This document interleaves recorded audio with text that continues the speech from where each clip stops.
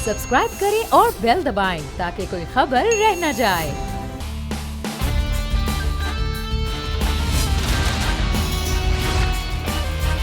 अस्सलामुअलैकुम। The special report with Mudassar Iqbal के साथ हाजिर खिदमत है। नाज़रीन, इस वक्त निगरां हुकूमत और अगले आने वाले इलेक्शन मौज़ूए गुफ्तगू हैं, मौज़ूए बहस हैं। लेकिन ये हुकूमत जो अब जारी है, जिसका तकरीबन एक दिन अब मज़ीद बाकी है और कल का अलविदाई इजलास भी कौमी असम्बली का होगा, अलविदाई खिताबात भी होंगे, अलविदाई फ़ोटोग्राफ भी होगा। लेकिन इस असम्बली में बड़ा एक मुख्तलिफ मामला रहा कि जब ये असम्बली का आगाज़ हुआ तो वज़ीर आज़म पाकिस्तान तहरीक इंसाफ के चेयरमैन थे, और अब जब ये असम्बली अपनी मुद्दत ख़त्म कर रही है तो PDM और इत्तेहादी जमातें इस वक्त वज़ारत उज़्मा और वज़ारतों पर बरा जमान हैं, लेकिन PTI इस पार्लियामान में मौजूद नहीं है। और अब PTI जिस नाम से है वो राजा रियाज साहब हैं, उनकी अब मुशावरत होना है वज़ीर आज़म से और तीन नामों पर गुफ्तगू होनी, और एक नाम उज़्मा के लिए सामने आ सकता है, जिसकी कभी उम्मीद की जा रही है कि मामला कमेटी और फिर उसके बाद इलेक्शन कमीशन के पास नहीं जाएगा। अब निगरां हुकूमतों के मामलात के साथ साथ इलेक्शन के हवाले से जब बात की जाती है तो इलेक्शन अब डिले होंगे। बरमला दो बड़े वज़रा इस बात का इजहार भी कर चुके हैं कि इलेक्शन जो है वो डिले हो सकते हैं। कुछ कह रहे हैं कि 2 महीने और कुछ कह रहे हैं कि 6 माह तक ये इलेक्शन जो है वो लेट हो सकते हैं, क्योंकि आइनी तौर पर मुश्तरका मफादात कौंसिल ने जब ये मंजूर कर लिया, क्योंकि वो एक आइनी इदारा है, तो अब नई हल्का बंदियाँ लाजिम हो गई हैं। इलेक्शन कमीशन के पास जो वक्त है वो 4 महीने नई हल्का बंदियाँ और उसके बाद उन पर एतराज़ात दूर करने के मामलात, उसके बाद जाकर इलेक्शन की तारीख अनाउंस होगी, जो 54, 55 या 56 दिनों में इलेक्शन करवाना होता है। ये तमाम तर मामलात हैं, इसलिए इलेक्शन अब हुनूज़ दिल्ली दूर अस्त कम। हमारे साथ मौजूद हैं मोहम्मद उसामा गाजी साहब, सीनियर सहाफ़ी हैं, तजज़ियाकार एंकर पर्सन। बहुत शुक्रिया उसामा आपके वक्त का। तो मुजाहिद बरेलवी साहब हमारे साथ मौजूद हैं, हमारे सीनियर उस्तादों में मुजाहिद बरेलवी साहब तजज़ियाकार हैं। बहुत शुक्रिया मुजाहिद बरेलवी साहब आपके वक्त का भी। मुजाहिद बरेलवी साहब हमारे साथ मौजूद हैं। बरेलवी साहब शुक्रिया सर, आपने वक्त दिया। ये निगरां हुकूमतों के मामलात और ये इतना छुपा कर निगरां वज़ीर आज़म का मामला है कि कहा जा रहा है कि सिर्फ 3 से 4 लोगों को मालूम है, इसके अलावा किसी को नाम भी मालूम नहीं है। बहुत कुछ बड़ी कुछ चीज़ ऐसा लग रहा है कि कुछ आने वाला है। इतनी पर्दादारी आपकी नज़र में क्यों हो रही है सर?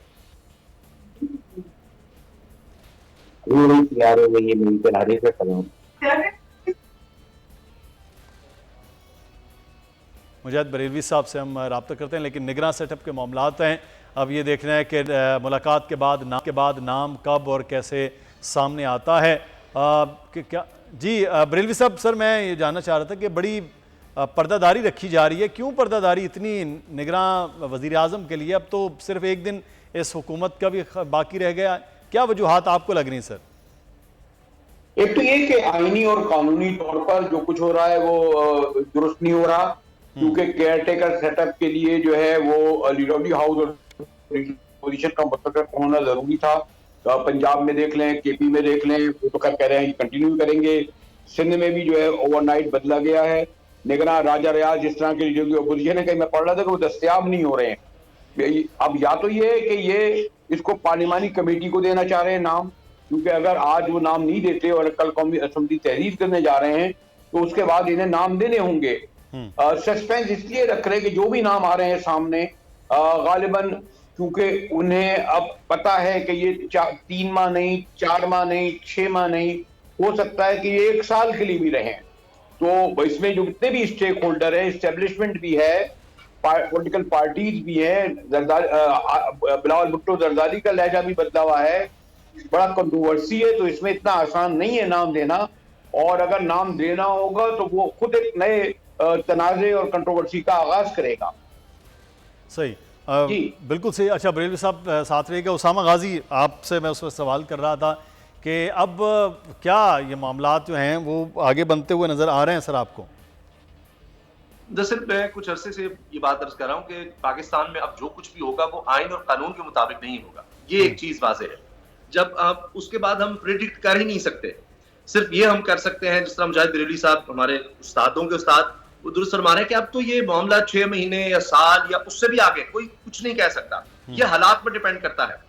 कि क्या हालात बनते हैं मुआशी तौर पर। अगर चीजें कंट्रोल हो जाती हैं, कुछ बेहतरी आती है, जो हम महंगाई का एक तूफान देख रहे हैं, बेरोजगारी का तूफान देख रहे हैं, कुछ समझ नहीं आ रही कि क्या होगा, किस तरह से हमने कर्जे वापस करने हैं, अगर इसमें कुछ हम देखते हैं इस तूफान को थमता, तो फिर ये भी हो सकता है कि ये 1 साल से कहीं ज्यादा मामला चला जाए, क्योंकि हम कुछ नहीं कह सकते। अब देखिए, पाकिस्तान की तारीख में कभी नहीं हुआ कि 90 दिन से आगे आपने देखा हो कि जनाब ये इस तरह से इलेक्शन गए हो, या ये आइन में लिखा हुआ था कि अगर असम्बलियां तहरीर होती हैं तो 90 दिन में अंदर इलेक्शन होंगे। वो आगे चले गए, 7 महीने तो निगरान सेटअप हो गए हैं, आगे में लग रहा है 7 महीने वो हो जाएंगे। अगर 1.5 साल ही गुजार सकते हैं तो इनको भी कुछ सुखार पे पर नहीं लगे हुए, तो वो भी आ जाएंगे, तो वो भी गुजार लेंगे। फिर खास तौर पर ये कि अब ये खबर आ रही है कि इत्तेहादियों में यानी फैसला हो गया है किसको कितनी वजारतें मिलेंगी। अब आप अंदाजा लगाएं किस तरह का केयरटेकर सेटअप होगा, जहां पर ये फैसला हो गया कि जिसके पास जितनी अभी वजारतें हैं, जिस पार्टी के पास जितनी, तो फार्मूला ये तय हुआ है कि उसको उतनी ही वजारतें मिलेंगी। अब मुदस्सिर मुझे बताएं, निगरान सेटअप का मतलब ये था कि एक ऐसा गैर जानेदार सेटअप आ जाए, इसलिए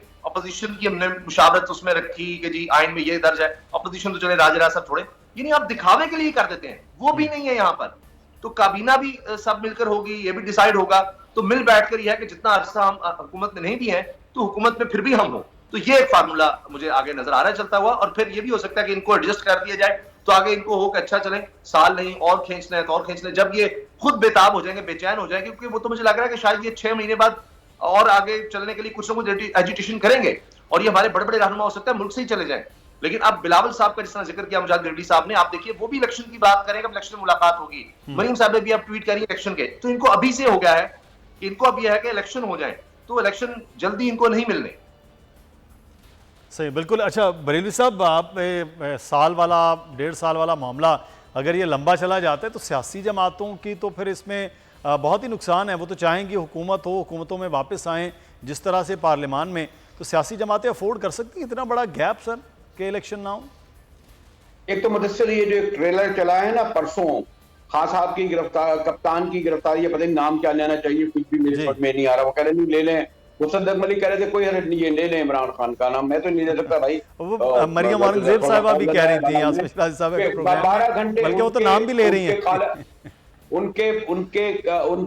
उनको नाअहल करार देने, उनको गिरफ्तार होने के 12 घंटे बाद जो एक बल्दियाती इलेक्शन हुआ है, वहां 50,000 वोटर वोट डालने आए हैं, जहां पीटीआई ने 13,000 की लूज की थी पिछली बार, और वो 7,000 से जीते हैं, यानी 20,000 वोट हैं।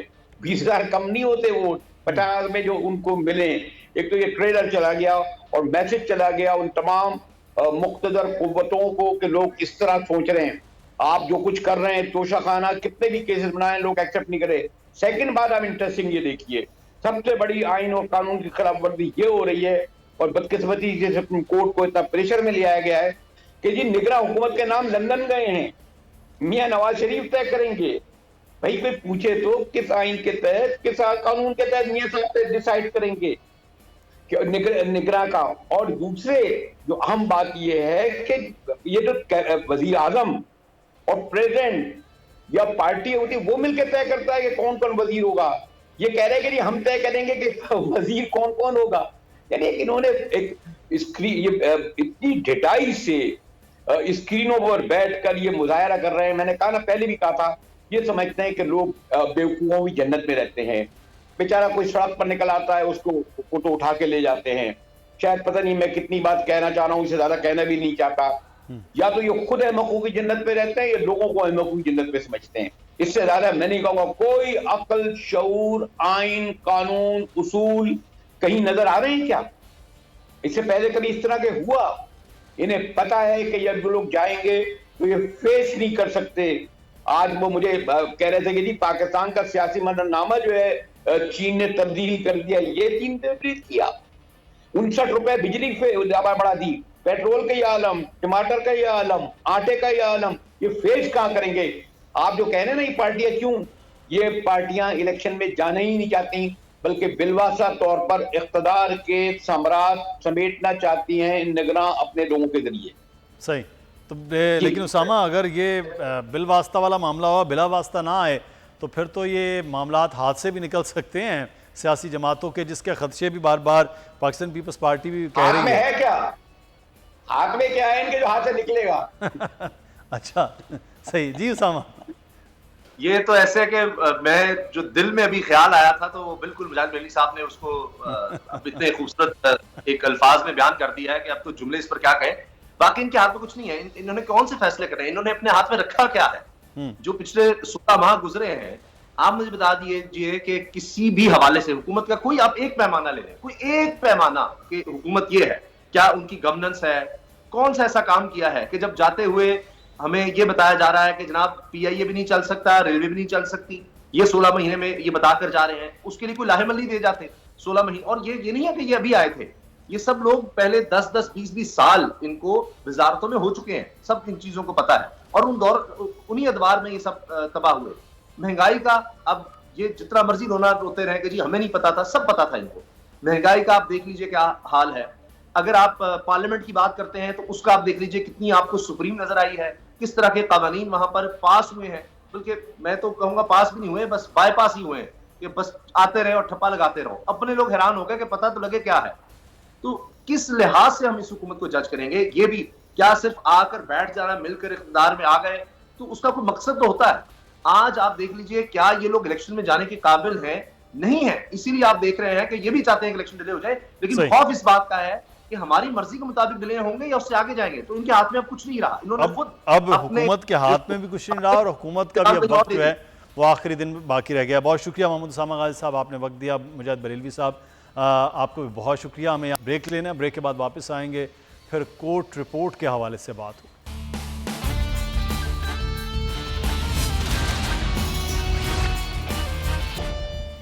ब्रेक के बाद आपको खुश आमदीद कहते हैं। कोर्ट रिपोर्ट की जानिब बढ़ेंगे और रिपोर्ट इस्लामाबाद हाई कोर्ट और सुप्रीम कोर्ट में क्या है।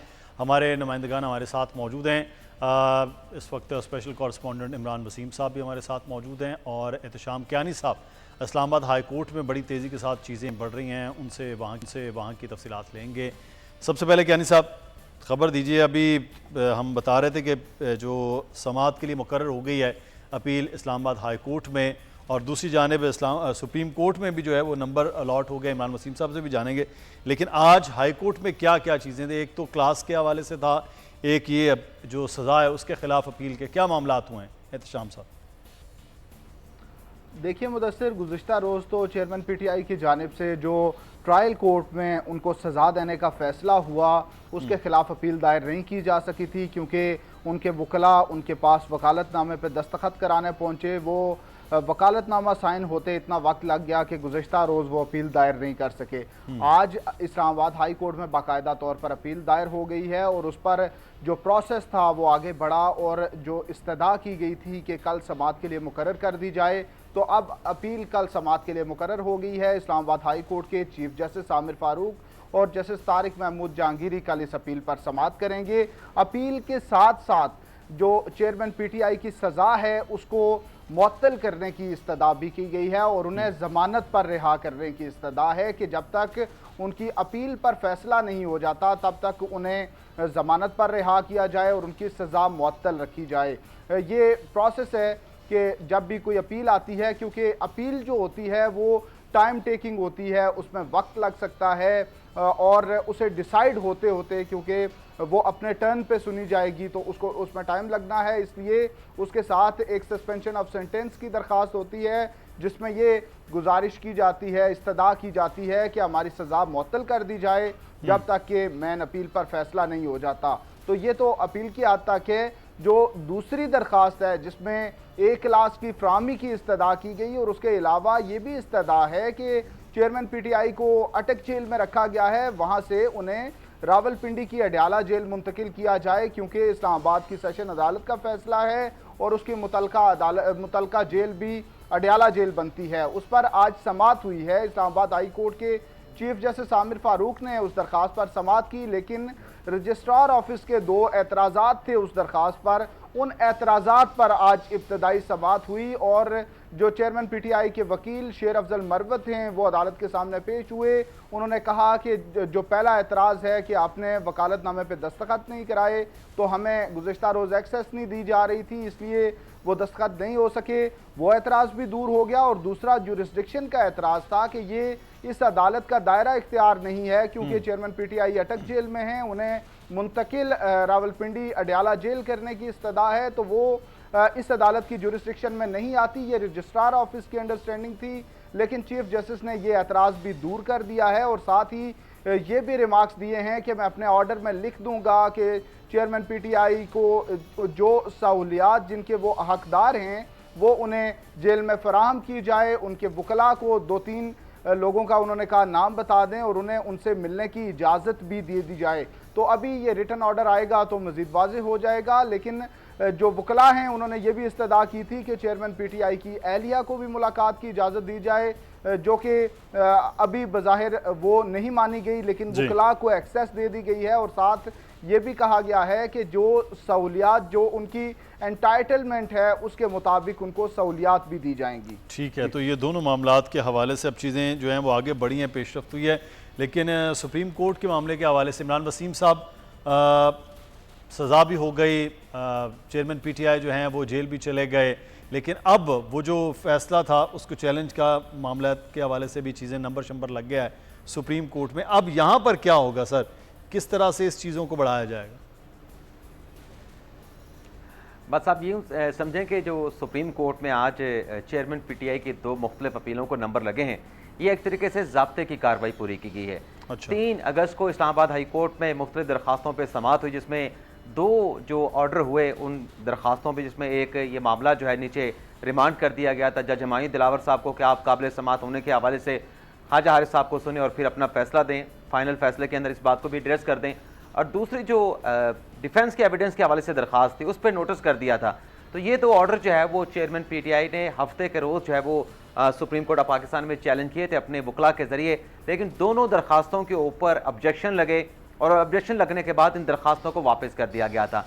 तो कल के दिन में, क्योंकि पहला दिन था हफ्ते के बाद पीर का, तो तमाम जो एतराज़ात थे दोनों दरख्वास्तों के ऊपर, दोनों अपीलों के ऊपर, उनको रिमूव किया गया। रिमूव करने के बाद ये दोनों दरख्वास्तें अदालत उज़्मा में दोबारा से दायर कर दी गई थी, क्योंकि इससे पहले एतराज़ लगने के साथ ये दरख्वास्तें वापस कर दी गई थी। तो अब इन दोनों दरख्वास्तों को नंबर लगा दिया गया है। जो रिमांड ऑर्डर है उस दरख्वास्त को जो है वो, उस अपील को जो है 921/2023 का नंबर लगाया गया है। और जो दूसरा मामला है डिफेंस के एविडेंस का, जिस पर पीटीआई का मौक़िफ़ यह है कि हमें हुक्म इम्तना मिलना चाहिए था, ट्रायल कोर्ट की कार्रवाई को रोकना चाहिए था। जब हाई कोर्ट ने नोटिस कर दिया था तो फिर इस पर कार्रवाई ट्रायल कोर्ट में आके नहीं बढ़नी चाहिए थी। तो उस पर सुप्रीम कोर्ट में अपील ये दायर की गई है कि हमें हुक्म इम्तना दिया जाए, जो कि हाई कोर्ट ने नहीं दिया। अब नीचे से केस डिसाइड हो गया है, कन्विक्शन हो गई है, चेयरमैन पीटीआई अटक जेल में मौजूद हैं। तो अब देखते हैं कि ये दोनों दरख्वास्तों को नंबर तो लग गया है। अब बज़ाहिर तो ये दोनों दरख्वास्तें गैर मौसर लगता है कि हो चुकी हैं, लेकिन जाहिर सी बात है कि पाकिस्तान की सबसे बड़ी अदालत है, फैसला तो उसने करना है। बिल्कुल ठीक है, बहुत शुक्रिया इमरान वसीम साहब आपका भी, और एहतशाम कियानी साहब आपका भी बहुत शुक्रिया। ये है कि जो अदालतें हैं अब वो किस तरह से इन केसेस को आगे लेकर चलती हैं। हम बढ़ेंगे आगे और अब बात करेंगे इस वक्त मुआशी सूरत हाल के हवाले से। बहुत मुश्किल वक्त पाकिस्तान में तकरीबन 1.5 साल की हुकूमत ने गुजारा है, लेकिन आखिरी 2 महीने कदरे पाकिस्तान में एक बेहतरी की और अच्छी खबरें सामने आई, जिसमें सबसे बड़ी मामला था वो था IMF के साथ पैकेज का डील के फाइनल होना, और उसके बाद फिर चाइना, UAE और सऊदी अरब से आने वाली पाकिस्तान को जो फंड्स है वो, और फिर उसके बाद चीज़ें अब आगे बढ़ रही हैं, क्योंकि पाकिस्तान में अब जिस तरह से अपनी खुद इनसारी की जानिब बढ़ा जा रहा है, चाहे वो माइंस एंड मिनरल की बात हो, चाहे वो पाकिस्तान में ज़राअत के मामलात को नए जदीद खतूत पर और जो बंजर इलाका है उसको आबाद करने के मामलात हो। तो ये अच्छी एक चीज़ और आई कि पाकिस्तान में इसके भरपूर सपोर्ट रही है पाकिस्तान के हुकूमत को अफवाज पाकिस्तान की जानिब से भी। हम बात करेंगे ये जो मुश्किल वक्त है, इस मुश्किल वक्त के आगे क्या है। खाकान नजीब साहब माहिर मुआशियात हमारे साथ मौजूद हैं। बहुत शुक्रिया खाकान साहब, आपके वक्त का। खासा मुश्किल वक्त गुजारा है पाकिस्तान ने, अभी भी हम मुश्किल वक्त में ही हैं, लेकिन जो डायरेक्शन सेट हो रही है, जो डायरेक्शन हो रही है हम इसको कहेंगे कि अब पॉजिटिविटी की जानिब बढ़ रहे हैं। तो इसको 2 जावियों से देखना चाहिए। एक तो जाविया है कि हमें डेट चाहिए in the short run so that हम स्टेबलाइज कर पाएं। वो IMF और बाकी लेंडर्स और फ्रेंडली कंट्रीज की तरफ से आपको आया, तो आपने ये देखा कि आपके रिजर्व 4-4.5 अरब डॉलर से लिटरली डबल हो गए, 8-8.5 अरब डॉलर पे चले गए। सो ये तो एक जाविया है जिसको आपको संभालना है, इस पर आपको बहुत काम करना है। IMF का जो 9th रिव्यू है वो आप कंप्लीट नहीं कर पाए थे। नवंबर से जून तक आप उसको लटकाते चले गए। पर फिर आपने एक नया SBA किया, ये एक खुशाइन बात थी पाकिस्तान की। गवर्नमेंट ने अच्छा इक़दाम किया, गवर्नमेंट ने अच्छा एफर्ट किया। आई थिंक फंड ने भी, दोस्त ममालिक ने भी आपकी मदद की, और आप एक ऐसे प्रोग्राम में हैं जो 9 महीने आपको राइड आउट करा सकते हैं। उस प्रोग्राम के 30 सितंबर के टारगेट्स हैं। मैंने इस पे एक बहुत ही तफसील से एक आर्टिकल लिखा है, और ये इसीलिए लिखा है कि 30 सितंबर के टारगेट्स जो हैं मीट करना जो है वो एक चैलेंज और एक रिस्के बिजनेस है। अगर आप ये नहीं करेंगे तो 30 सितंबर को मुश्किल में आ जाएंगे। सो पहले तो ये कीजिए। जो दूसरी अच्छी चीज़ पाकिस्तान के साथ हुई है वो ये हुई है कि एस्टैब्लिशमेंट ने ये बहुत ही अच्छी तौर पे रियलाइज़ किया कि कंटिन्यूटी ऑफ पॉलिसीज जो है उसकी ज़रूरत है। हम इसकी डिस्कशन में जा सकते हैं कि क्या काम किसका है, बोर्ड ऑफ इन्वेस्टमेंट ने क्या काम किया। हम इस डिस्कशन में जा सकते हैं कि एग्रीकल्चर की यूनिवर्सिटीज़ ने क्या काम किया। पर इस वक्त फ़िलहाल एक क्लॉग्ड सिस्टम है स्टेट अपैरेटस का। जो कोशिश कर रही है एस्टैब्लिशमेंट वो ये है कि वो उसको अनक्लॉग करे through bypassing the main structure. इसकी इन्वेस्टमेंट ढूंढी जाए, जो हमारी एग्रीकल्चर है उसमें थ्रू एक लैंड इंफॉर्मेशन मैनेजमेंट सिस्टम के थ्रू थोड़ी सी तकवियत दी जाए लोकल किसानों को। अब ये भी कोशिश हो रही है कि लोकल जो हमारी डोमेस्टिक इन्वेस्टमेंट है उसको भी एट पार लाया जाए विद फॉरेन इन्वेस्टमेंट। सो ये सब चीज़ें करने की एक कोशिश हो रही है। UAE और जो बाकी ममालिक मिडल ईस्ट के हैं, सऊदी अरेबिया, उनके साथ आगे बढ़ा जाए। जो लो हैंगिंग फ्रूट है इस वक्त इन्वेस्टमेंट का वो इन ममालिक में है और CPEC 2 में है। सो कोशिश ये हो रही है कि इस काउंसिल के थ्रू ये जो रेड टेप है इसको कट करके कोई वन विंडो ऑपरेशन, हम बड़े अरसे से वैसे वन विंडो ऑपरेशन की ख्वाहिश रखते हैं, तो उसको करके इसको आगे बढ़ाया जाए। देखिए ये प्रोसेस जो है एक आध दिन में, एक आध माह में नहीं होने वाला, बट एक अच्छा कदम है। क्योंकि ये दूसरी साइड कौन सी है, ये दूसरा जाविया है पाकिस्तान के नॉन डेट क्रिएटिंग स्ट्रक्चर का। ये वो इंस्ट्रूमेंट्स हैं जिसमें एक्सपोर्ट्स का बढ़ना, रेमिटेंसेस का आना, FDI का आना, डोमेस्टिक इन्वेस्टमेंट का आना, ये सब नॉन डेट क्रिएटिंग लिक्विडिटीज हैं। अच्छा, जो खाकान साहब जो आप ये बता रहे हैं, लेकिन एक चीज़ मैं यहाँ पर आपसे ये जानना चाहूँगा, कुछ हमारे पर बार हैं बड़े मुश्किलात में, इतना वो भारी हैं कि पाकिस्तान हमेशा से जब भी बात होती है खसारे, वो है निजकारी के मामला। बड़े बड़े कौमी इदारे ऐसे हैं जो जिनको पाला जा रहा है, बल्कि वो ऐसे हाथी हैं जिनको पालना भी बहुत मुश्किल हो चुका है। तो ये ज़रूरी नहीं है कि अब निजकारी के मामला जब भी अगली हुकूमत आएगी उनके पास इस्तेकाक होगा तो वहाँ बढ़ा जाए। कम से कम यहाँ से तो चीज़ों को बचाया जाए और जितना हम नुकसान कर रहे हैं उससे तो निकलें। तो देखिए ना, हमारे 3 एरियाज हैं जहाँ पे हम आई थिंक ब्लीड कर रहे हैं। यहाँ जहाँ पे एक लिक्विडिटी जो है वो नहीं है हमारे पास। एक तो यह है कि हमारा खसारा जो पब्लिक सेक्टर का बहुत बड़ा है वो है कि हमारा एक मालियाती खसारा है, एक हमारा एक्सटर्नल का खसारा है, पर एक तीसरा खसारा है जो हमारी SOEs कर रही हैं, चाहे वो PIA हो। 88 अरब का खसारा जो है PIA ने पिछले साल किया है, इस साल शायद उससे भी ज्यादा होगा। अगर आप इसी तरह देखें तो उसका एक बहुत 700 अरब का आई थिंक ओवरऑल इस वक्त पेबल खड़ा हुआ है बैंकों में और बाकी लोगों के जो पैसे देने। अब आप इसी तरह बिजली के सेक्टर को देखें, एक बहुत बड़ा सर्कुलर डेट 2500 अरब का खड़ा है। गैस सेक्टर को देखिए 1600-1700 अरब का खड़ा है। अगर आप इनकी एफिशिएंसी, सर्विस डिलीवरी देखिए तो ये आप it leaves a lot to be desired. So पहली तो ये बात है कि माइनस वाले मामला आते हैं जिस तरह से। वक्त की कमी में बहुत शुक्रिया अदा करूंगा खाकान नजीब साहब, आपने वक्त दिया। मजीद इंशाल्लाह अगले आने वाले दिनों में बात करेंगे कि क्या किस जगह पर हम खड़े हैं और कहाँ जाना है। प्रोग्राम से मुदस्सर इकबाल को इजाज़त दीजिए, अपना ख्याल रखिएगा नाज़रीन, अल्लाह हाफ़िज़।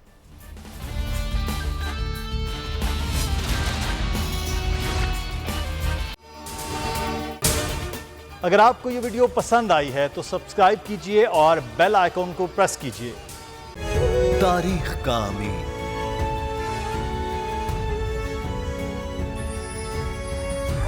आजादी की अलामत,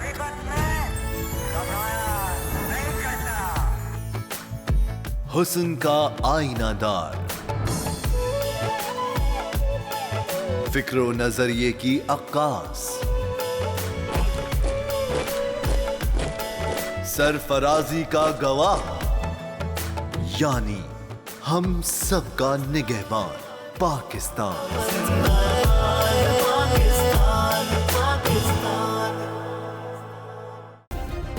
सब्सक्राइब करें और बेल दबाएं ताकि कोई खबर रह न जाए।